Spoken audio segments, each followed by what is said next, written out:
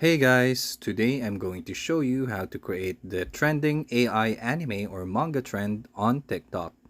Welcome to another how to search tutorial video. First things first is we need to make sure that our TikTok app is up to date. In order to do that, all we have to do is to go to our Google Play Store. Once you're there, all you have to do is search for TikTok. Click on that and then click on update if it gives you the option to do so.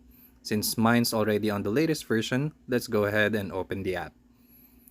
On the upper right corner, you'll see the search icon.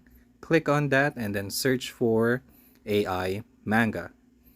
On the very top result, you'll see the effect AI Manga. This will allow you to use the AI Manga effect. Click on the red camera button in order to make use of that effect.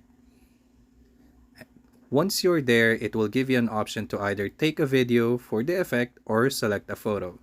So let's say I want to select this photo, and then it will show you the result once you've created the video. All you have to do now is to click on the red camera record button in order to record your TikTok, and then voila, that's basically it. You're now ready to post your AI manga trend on TikTok. Hope you enjoyed the video. Please don't forget to hit like and subscribe. Again, this is how to search, and see you on the next one. Peace.